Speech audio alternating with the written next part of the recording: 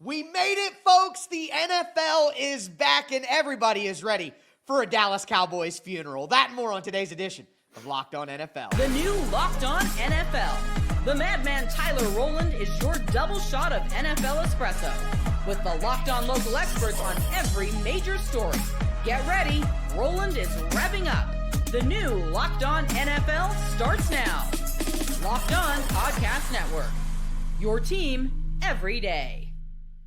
Football fans, welcome into the Locked On NFL podcast, bringing you a double dose of the NFL's biggest stories with help from our local experts that know your favorite teams like no one else. I am your host, the madman, Tyler Rowland, joined today by Locked On NFL expert, the Data Queen, Michelle Majuk. On today's episode, we are going to get you ready for Thursday night football between the Eagles and the Cowboys. And shocker, I'm rolling with the Eagles in this one. We'll talk about Friday's game in Brazil between the Chiefs and the Chargers, and we'll also talk about some of the games that stand out to us this weekend when we get to Sunday. So much coming your way here on the Locked On NFL podcast. Thanks for making Locked On NFL your first listen each and every day, and for being an everydayer here with us at the Locked On Podcast Network, where it's your team every day. Exactly. Do want to let you guys know that today's episode is brought to you by Crossover Thursday, and Crossover Thursday is brought to you by Prize Picks. Download the Prize Picks app today. Use the code LOCKEDONNFL to get $50 in lineups after you play your first $5 lineup, and make sure that you check out your favorite team's crossover episode. With that being said, though, we got the Eagles, we got the Cowboys. Michelle, I don't think it's a shocker that I'm going to pick the Eagles in this one. You think the Eagles are going to win this one? Yeah, I think the Eagles are going to win it, right? And it's not so much because I think the Cowboys are just going to get destroyed like they did in both games against the Eagles last year. I mean, the Eagles destroyed them 34-6 and 41-7. However, Dak Prescott didn't play in either of those games. So right. I do expect it to be better. What's absolutely wild is this will be only the fourth time that Hurts and Dak Prescott have met. So one of them has been hurt in 7 of the 10 Cowboys-Eagles matchups since 2020. So that is crazy. It is crazy. And Prescott's 2-1 against Hurts. Prescott is 4-1 against the Eagles since 2021. Maybe he can pull out some magic, but I think with the lack of run game and the lack of Micah Parsons and the Cowboys struggles on defense, I do think the Eagles will be able to control this game and end up winning. No, I'm fully with you there. And shocker, we're not the only ones who think the Eagles are going to win. My guy, Legacy Louie, from Locked On Eagles, is betting on a win as well. Season was over. So this is a big time opportunity for the Eagles to get off on the right foot, beat your division rival without their best player they just traded away. You have such an advantage in pretty much every area as long as the secondary can hold up against CeeDee Lamb and Adoree Jackson. I'm expecting big things on Thursday. I think it's going to be a feel-good game where I think the Eagles are going to win convincingly. Look, I agree. I think the Eagles will win convincingly. Let me say this, though. I do think that this is going to be close early. Like in the first half, it won't be a runaway. It'll be like, wow, the Cowboys are in it. It'll be, 14-10 or 10-7 or something like that, because I think the Eagles are going to have those jitters. They're getting their rings. They're doing the whole procedure. I think we see this. Maybe I'm taking too much from the NBA. I'm a big NBA guy as well. But anytime you see a team have that like ring ceremony before the game, all the pomp and all the circumstance and reflecting on the journey and all that, it kind of shakes you out of that, I'm going to tear them apart, competitive mindset that you need when you're going into a normal game. So I actually think that allows the Cowboys to keep this close, and I can already see the halftime conversation of, maybe Dallas isn't as bad. Maybe they don't need Micah. Maybe the Eagles are taking a step. Like, you can already hear everything on Twitter that you're going to see. But I think in the second half, as this happens a lot in football, tale of two halves, the team with less talent can hang around, but eventually as the game gets longer, the team with the more talent finds a way to overcome. Right now it's an 8.5-point line. I'll be honest with you, I'm too scared to go with 8.5 with the Cowboys or even give the Eagles that. But I think if you're looking at like a first half line for the Cowboys, which first half, I'm not going to bore everybody while I'm looking with it, but, first half, I think if you get half that, if you get like 3.5, if you get 4.5 on FanDuel on the first half, and the first half spread is 5.5. That's good. I'd take Dallas plus 5.5 in the first half, but I would not take them plus 8.5 for the whole game. Does that make sense? It does, because a lot of times these offenses start slow in the beginning of the year. Defenses are just ahead to start the season. Yep.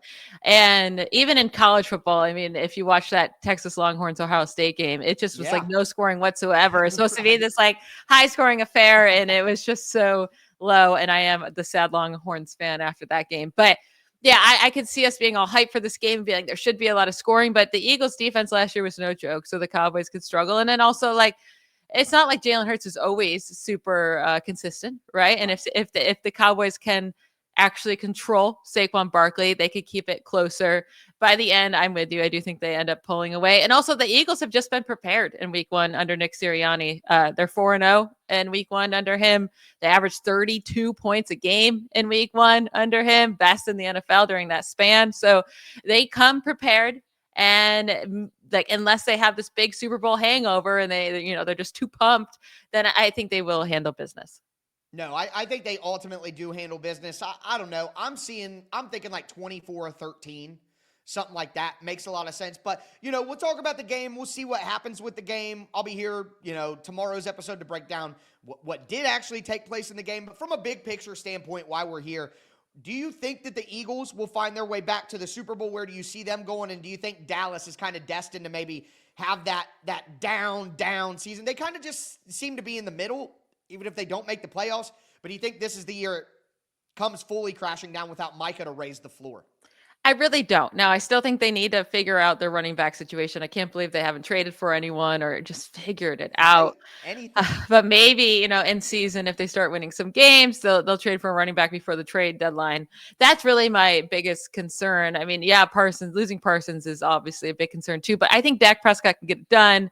I think they'll be okay. They'll be middle of the pack. I don't think the Eagles make it back to the Super Bowl. It's just so rare that happens. Who do you have then? Who do you have? We did our Super Bowl predictions earlier in the week, and you weren't on that show, so I want to give you a chance. Who do you got going to the Super Bowl then? Oh man, you put me right on the spot there. Yes. Can I say the Commanders? I'm going to say the Commanders. Okay. All right. I think I think Jaden Daniels takes that step forward. I think their defense continues to improve, and I'm going to go with the Commanders making it in the NFC, and then the Bills making it in the AFC. Well, we agree on the Bills. I have the Bills going there. Louis had the Eagles. I have the Packers going to the Super Bowl in the NFC. Although the Bucks are right there. I think the Bucks get the number 1 seed. But oh wow, anyway, yeah, it's just I got Baker for MVP this year. That's my big swing. I'm going Baker for MVP. But anyway, I'm with you on the Bills. It's their year, baby. Let's give it to the Bills. But the Commanders would be super fun as well, which could make it tough for the Eagles, so they better win this game and get off to a good start. But with that being said, speaking of good starts, I think that the Los Angeles Chargers might be getting off to the good start and not the Chiefs. We got another game on Friday to discuss here on Locked On NFL. Do want to let you guys know that today's episode is brought to you by DoorDash. All right, folks, it's almost the weekend. Time to look back and crown this week's MVP who delivered, powered by DoorDash. Just like you can win every Saturday and Sunday with DoorDash streaks, saving more every time you order, these players delivered when it mattered most. Let's break it down. And look, hey, the NFL season has not kicked off yet, so there aren't any real players that delivered this weekend, but I can tell you that I delivered this weekend, baby. Content, predictions, bold takes, everything that you could ever want. I delivered in a big way. Michelle delivered with your fantasy information over on Locked On Fantasy Football. No hesitation, no delay, just constant performance week in and week out. Just like the players and Michelle and I delivered for Locked On, DoorDash delivers your Saturdays and Sundays with DoorDash streaks. You save every Saturday you order and stack it up all season, and you could save up to $250, including $100 in DoorDash credits. Order this Saturday. Keep the streak alive. Fuel your game day only with DoorDash. Terms apply. Promo period through November the 18th. All right, Michelle, let's continue today's edition of Locked On NFL. Getting ready for week 1 of the NFL season. Football is back folks. Can't wait to dive into all of the games after they happen, but we got to get ready for these games as well. And there's another game on Friday. No, it's not just Thursday. No, it's not just Sunday. No, it's not just Monday. We got Friday football action as well between the Kansas City Chiefs and the Los Angeles Chargers. Do want to thank you for making Locked On NFL your first listen each and every day. If you aren't subscribed, what are you doing, folks? The season is here. Get subscribed. Stay subscribed. It's your team every day here on the Locked On Podcast Network. But the Chiefs seem ready, according to our friends over at Locked On Chiefs. I cannot wait to see what Kansas City does in this game. The Chiefs-Chargers kick off on Friday night. There's nothing that is more exciting than being able to watch this team and watch Patrick Mahomes come back. And as I'm recording this, it has been announced Patrick Mahomes is the number 5 player in the NFL according to his peers. So if you see him on Friday and he is counting to 5 for some reason, that would be why. Because we know that he has the ability to be petty. There's absolutely nothing wrong with that. And he wants to be the best that there is in the NFL. Look, I agree that Patrick Mahomes is the best player in the NFL. I get why other people have been ranked higher because they've had better seasons as of late, but I still believe in Patrick Mahomes. I think he's going to be great. It's the rest of the team I'm not 100% certain about, and I think the Chargers are just a more hungry football team. They're a more physical football team right out of the gate. The Chiefs are going to make the playoffs, in my opinion. I think the Chargers do too, but I think the Chargers are just a little more hungry, a little more focused, and I'm actually going to go with the Chargers to win this game. I'm going with the Chargers too. I thought we're going to be different here. I mean, I've been high on the Chargers this offseason. I think they make the playoffs. I think they win this division. And a big part of that is them coming out in week 1 and showing they can hang with the Chiefs, right? And actually beat them for once. I mean, they've lost 7 straight games to the Chiefs. Now, if this game was in Kansas City, I would say the Chiefs are going to win. But, or even if this game was in LA, I might be like, but I think it's actually, I think it helps them that this game is in Brazil. Like crazy things can happen in international games and they're going to be thrown off their schedule. Now that's for both teams, but I think it makes it a more even playing field as well. And like you brought up right now, I just think the Chargers overall are going to be hungrier. I think last year, I mean, the Chargers did fantastic holding Patrick Mahomes in this offense. They held him to under 20 points in both games last year, despite losing both games. Like in week 4, they lost 17-10. Now, yeah, that's an issue that Herbert and that offense only scored 10 points, but that was a brand new offense, a brand new coaching staff. He was still working with all new weapons, right? And just getting his feet under the way there. But in week 14, then they lose 19-17. And of course, it came on a last second field goal by the Chiefs. And of course, it was right after a kickoff where the Chargers kicker, Dicker, the kicker, I don't know if he was injured that game or if he was there, but kicks it out of bounds. So the Chiefs get the ball at the 40, right? Always something. They had to complete one short pass. Mahomes scrambled a little bit, and then they kick a field goal to win, like always. But Ladd McConkey also didn't play in that game. He was hurt that game, so that was big. They only lost by 2 points. And the running game stunk in both of those matchups last season. Now, the Chiefs had a good run defense, but also I expect the Chargers' run offense to be so much better this year with Marion Hampton, with Najee Harris, who is expected to be able to play in this game. So with all those things, that's why I'm going with the Chargers. Yeah, I'm with you there. That's really what I was going to go to next is the run game. I think the Chargers will be able to run the ball in this one. And right now the Chargers, they're home underdogs. I mean, it's in Brazil, whatever, but it counts as a home game. But they're getting 3 points right now. 3 is always a strange number because so many NFL games end in a 3-point deficit. Like that's just a very common, 3 and 7. If that were to get up to 3.5, I'd smash it. But even such, I would take the Chargers +3. Now I'm looking at the over-under, 46.5. In this one, I also think, like we talked about with the Eagles, that it's going to be a relatively low-scoring game. I don't think that either of these offenses are going to come out and light the world on fire. And with it being in Brazil, I think that makes it even less likely that guys are going to be, who knows about the field conditions and everything like that. There are going to be so many questions going into it. So I would probably take the under 46.5 as well. I have a feeling that this is kind of a low-scoring game. And with that, defense, run game, all that classic NFL stuff. And I honestly think that the Chargers are going to be in a better position with the things that'll matter in this game.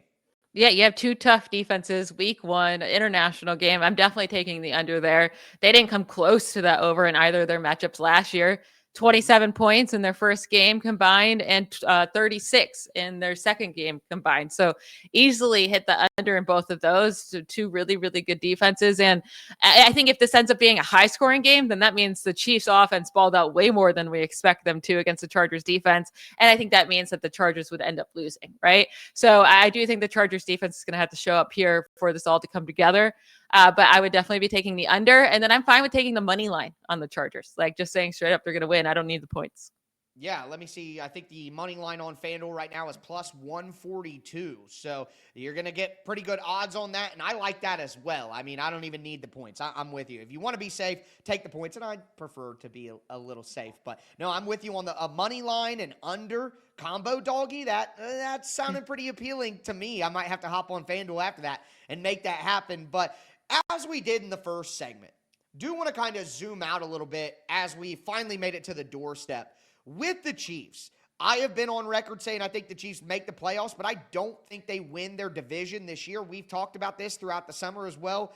I know that we may not agree on who could win the division, but what are you seeing now that we're, one day away from this game kicking off? Yeah, I'm sticking with the Chargers win this division. Again, the Chiefs will make the playoffs, and who knows what they'll do once they get into the playoffs. Like, I wouldn't want to be the team that has to face the Chiefs, even if it's a wild card. Right? Like, once they get into the playoffs, they are fully focused, and they can win any game. But I do think they just got, so many wins last year in such close games. They are really, really good in those situations, but luck has come into play a little bit too, with the ball always bouncing their way. So I'm going to go with the Chargers winning. Chiefs making it, and then I do think this is the year the Bills finally get to the Super Bowl in the AFC. Yep, no, I'm with you there. And actually, I have all three of the teams in the AFC West making it again. I have the Broncos winning the division this year, but I do think that the Chiefs and the Chargers both make it because I'm high on the Chargers specifically until I cursed them a little bit and I had to get off of them because I felt bad about it. But I'm with you. I have the Broncos winning the division. I have the Chargers making the playoffs. I have the Chiefs in the wild card, but I still think the Chiefs go the furthest in the playoffs of any of those teams just because of the experience factor. Yep, I'm exactly with you there in the playoff terms. I don't have the Broncos winning the division, and they're really on that cusp line of making the playoffs. I think Bo Nix falls off a little bit this year. There could be some regression. And I've recently recorded my crossover episode with my guy Sayer from Locked On Broncos. And one of the things that we talked about on the show is last year the defense really bailed out the Broncos. They were 3-7 in games that they either tied or lost the turnover battle. They were 0-4 in games that they lost the turnover battle. And a lot of that had to do with their 3-and-out percentage. They actually went 3-and-out at one of the highest rates in the NFL last year with Bo Nix. The down-to-down efficiency wasn't there, but the big plays and the turnovers from the defense really set Denver up. So I am betting on Bo Nix taking a step forward rather than regressing, but I think it's certainly possible that Bo Nix could take a slight step back, and then if the turnovers, which is really unpredictable year to year, it's very regressive, I think is the word that Luke Braun, the brain, you guys, the data queen and the brain, you guys throw some words at me sometimes, and I'm like, okay, I'm adding that in. But the natural regression with turnover rate could also add to the Broncos taking a step back if you wanted to view it from that angle. Yeah, I just think overall their defense is going to have to carry them so much, and their defense could be amazing, right? But that's my biggest concern there. And they still, the weapons on offense, I don't think them just adding Evan Ingram is going to fix much. Ingram's not a big touchdown scorer. His yards per reception throughout his career has been abysmal for a tight end. So, and already Bo Nix's yards per attempt were so low last year that I don't know if adding Evan Ingram is going to help with that efficiency from down to now. So those are all my worries. I still expect them to win. I won't be surprised if they win 9-10 games. I just think they're going to be on the cusp there of that wild card team. Well, the AFC is tough with the Steelers and the Bengals behind the Ravens. And then you go out to the West like we talked about. And, well, not really the South or the East. But the West and the North, definitely difficult. The AFC should be fun to watch as it always is. But with that being said, speaking of the AFC, maybe the two best teams in the entire AFC face off week 1, Ravens and Bills once again. Today's episode is brought to you by Mazda. Mazda crafts cars for those who choose to do more than simply move. They follow what moves them every time they drive, and that's why Mazda stands out. They go beyond safety, style, and performance to deliver a driving experience that feels alive in every detail.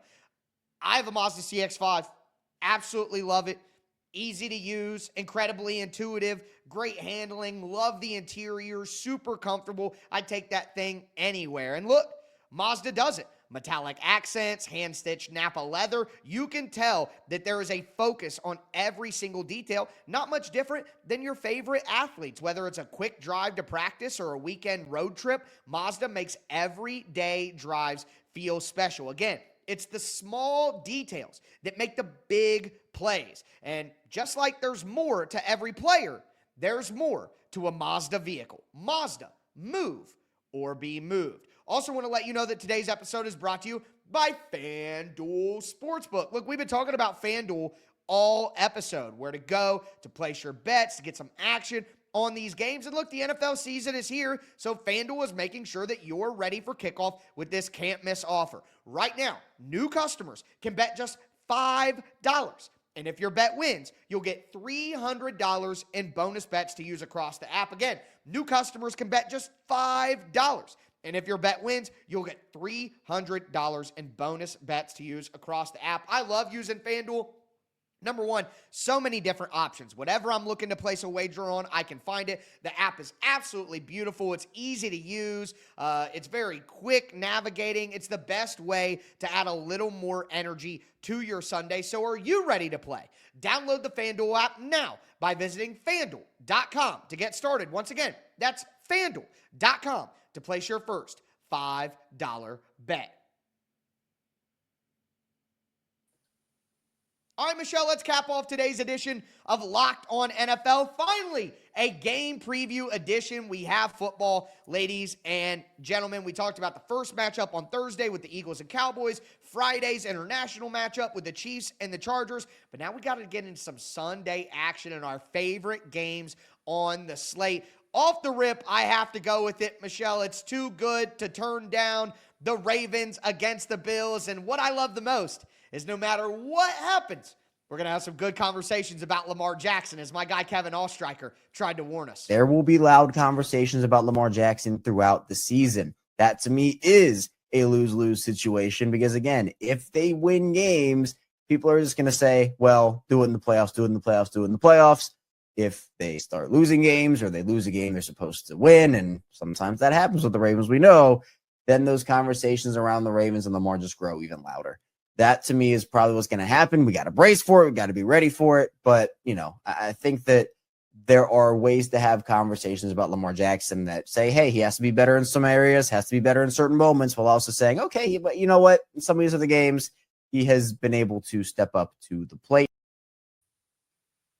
Lamar is just one of those guys. He's always going to be a lightning rod for conversation. I remember last year, the first game of the year, it was the Isaiah Likely on the toe on the line thing. And, I talked after the game like, hey, Lamar just didn't make the big play in the big moment. Well, at the end of the year, he did make the big play in the big moment, and it was his teammates that let him down. So I'm kind of at a place where with Lamar, I feel bad, but I said it last year too. It's like, we know everything we can know about Lamar. He's incredible. He's an awesome player, one of the best quarterbacks of this generation. Some could argue he's the best. I'm going to go with Mahomes in that one, but Lamar versus Josh Allen. I know me and you are more Josh Allen leaners in that debate, but I don't know. Lamar is incredible. He's great, and no matter what happens in this game, I'm sorry, I'm not going to take some big takeaway from it no matter what happens. We know better than that. No, unless the Ravens were to come in and stomp on the Bills in Buffalo, then we might have some takes on the Bills side, like, uh-oh, and might have some really good takes on the Ravens side, like, wow, they might be dominant this year. But honestly, with this game, whatever team was home, I was going to take as the winner. Because I think that's how close these teams are, and talent-wise, the quarterbacks, I mean, they're 2 and 3 in the league, if not 1 and 2, right? With Mahomes right there. Yes, so yeah. I absolutely love Josh Allen. Lamar Jackson is right up there with him. But because this game is in Buffalo, I got to go with them. They were 10-0 undefeated at home last year, including the playoffs. They're 22-3 at home since 2022, only 3 losses. And one of those 3 home losses was actually not at home. It was in London. So really only 2 losses in Buffalo since 2022. And both of those games were lost by 3 or fewer points. One was lost in overtime in that crazy Vikings game when everything just went the Vikings' way at the end. Oh, the Justin Jefferson hand Yeah. Yeah. It was crazy. And then they lost by 2 points right at the end there against the Broncos in 2023. So just been so dominant at home, ranking first in point margin, turnover margin, sack margin at home since 2022. However, the Ravens rank first in points per game allowed, point margin, turnover margin on the road since 2022. And they have an 18-8 record, the 4th best in the NFL on the road during that span. So it's going to be a close game. I really believe that. Maybe the Ravens are really bitter last year about how that divisional game ended to kick them out of the playoffs with Mark Andrews, not catching that 2-point conversion. I think as long as the Bills, though, can control Derrick Henry, like he could still get 70 to 90 rushing yards. Just don't let him go off like he did against them in week 4 last year. As long as they can control Derrick Henry, I think the Bills will win this game. The line is 1.5, and that is too close. Yeah, I think this is a good game that I don't think I want to put anything. I'm just gonna enjoy the game as it comes. You know what I mean? But another game that I really like, that I wanted to point out at least just before we move to yours, is Texans Rams, because both of those teams are really good. Matthew Stafford's back injury. The Texans offensive line, that's a really good one that I wanted to shout out real fast. It was my runner-up, because you're going with what I think is actually the next best game of the weekend. Yeah, I'm actually really excited for that Texans-Rams game. I think it'll be close. I think it should be exciting. But yeah, my favorite game of the week, it's got to be the Lions and the Packers, because there's such big storylines about these teams this offseason, right? Like the Lions lose Ben Johnson and Aaron Glenn, and how will Jared Goff stay alive? And everyone just thinks they're going to fall apart. I do not. I think they still get this division. And the Packers, everyone just loves Packers every year. They get really, really excited for them, and they are a good regular season team for sure, and have good records under Matt LaFleur. But at the same time, last year, the Packers were really bad against the division. They only won, one? Yeah, they won one divisional game, lost both to the Lions, and they've lost now 3 straight games at home against the Lions. So the Lions have gone into Lambeau Field and won 3 straight games. I think that's huge. And then the games that the Packers won outside of the division last year just don't inspire me. These are some of their wins: the Colts, the Titans, the Cardinals, the Jaguars, the Bears, the 49ers without Brock Purdy playing. It was the backup. Miami Dolphins, the Seahawks, and the Saints. I guess you can give them solid wins against the Rams and the Texans. Texans didn't have Nico Collins. The Rams didn't have either Puka Nacua or Nico Collins or Cooper Kupp. So I'm just not impressed by the record last season. And they have Parsons now, but he's dealing with a sprained back. Who even knows how well he can play. So I'm fully going with the Lions here. I don't think Jared Goff's going to just fall on his face without Ben Johnson. I think they go into Lambeau Field and they Listen, they I'm going to take the Packers in this one. I'm riding with the Packers this year. But let me say this.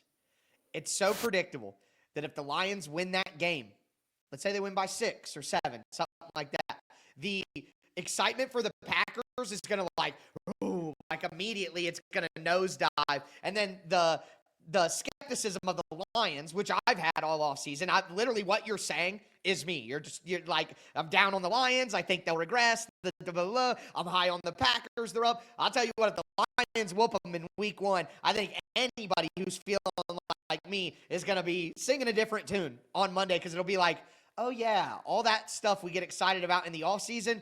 And I don't think they're going to whoop them. But I do think they can win by 6 points or so. It'll be a semi-closish game, I think, until maybe the 4th quarter. But I just think at the end of the day, the Lions have the much better roster in general. I think people are overlooking this defense because of all the injuries they had at the end of last year. So they struggled, but they're getting back a lot of guys. And it's cool that the Packers traded for Parsons, but is he going to be enough to completely change that defense? Yeah, that wasn't very good in the pass rush last year, for that matter. But with that being said, folks, it's here. The next time that I talk to you, It'll be after an NFL football game has been played. So can't wait to dive into everything. That's going to do it for us today. I am your host, the Madman Tyler Rowland, for my co-host, the Data Queen Michelle Majuk. As we tell you every episode, thanks for tuning in. Bye, Stay y'all. safe out there.